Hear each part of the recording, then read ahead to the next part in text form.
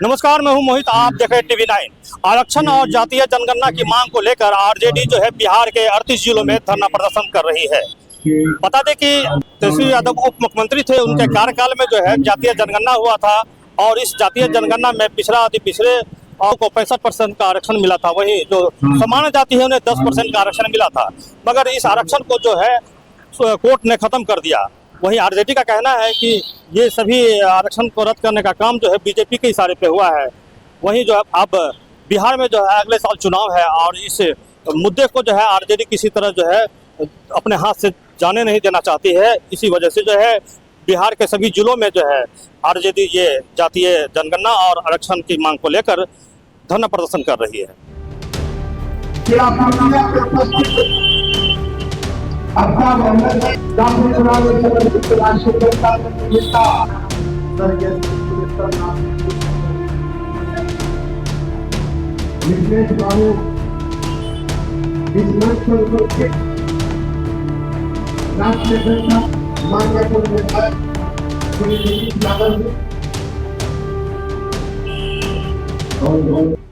सम्मानित तेजस्वी प्रसाद यादव जी के द्वारा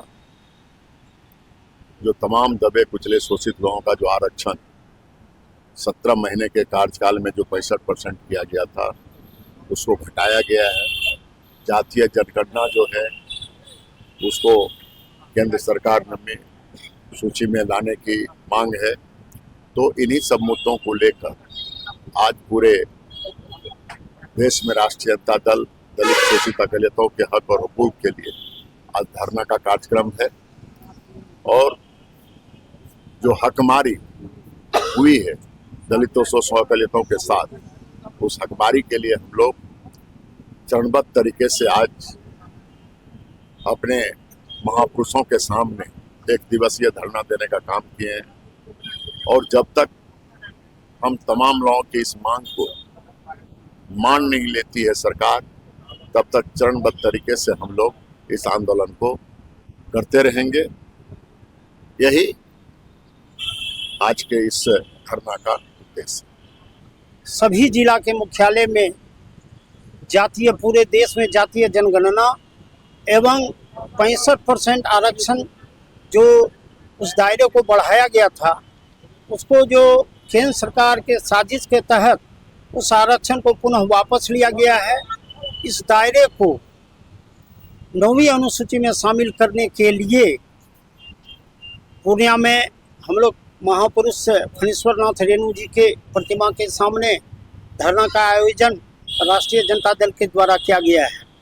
जैसा कि आप सभी जानते हैं कि जो केंद्र की सरकार है आज आरक्षण को समाप्त करना चाहती है और जातीय जनगणना कराने से पीछे भाग रही है। और राष्ट्रीय जनता दल की मांग है कि पूरे देश में जातीय जनगणना लागू हो। इसके लिए आज ये धरना का कार्यक्रम किया गया है। और जब तक जातीय जनगणना और 65% आरक्षण पुनः नहीं दिया जाता है, तब तक राष्ट्रीय जनता दल लगातार सड़क से लेकर संसद तक ये कार्यक्रम, धरना का कार्यक्रम और प्रदर्शन का कार्यक्रम करती रही। देखिए, हम लोग का आरक्षण खत्म कर रहा है। हम लोग छात्र हैं, हम लोग का आरक्षण यदि खत्म हो जाएगा तो हम लोग रोड पे आके भीख मांगेंगे।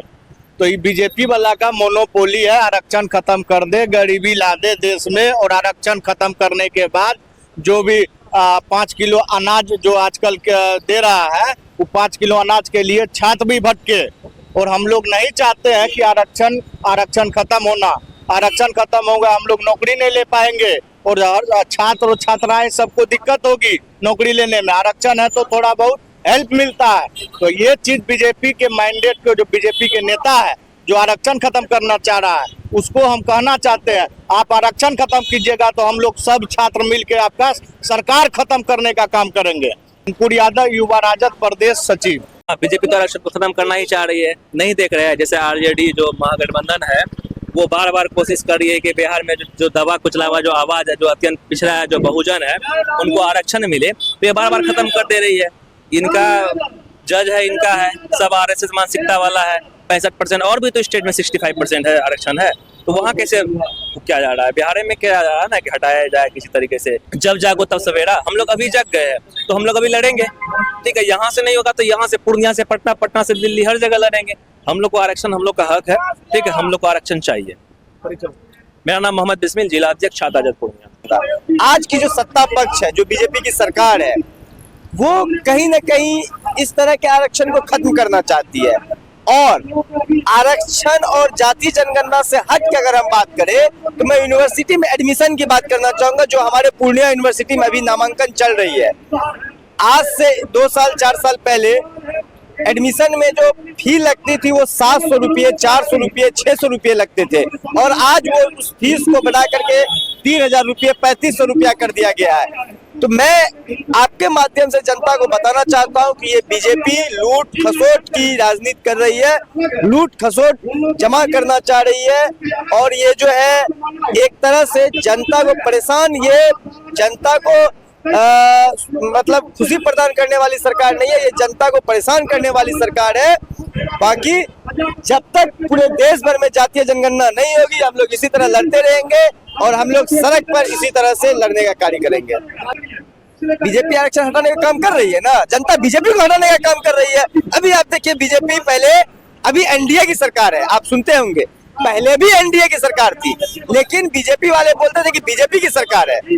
तो अब बीजेपी की सरकार तो खत्म हो गई, अब एनडीए की सरकार हो गई। और मैं आपके माध्यम से, आपके मीडिया के माध्यम से बता देना चाहता हूँ, बीजेपी आरक्षण को खत्म करे और जनता बीजेपी को खत्म करेगी।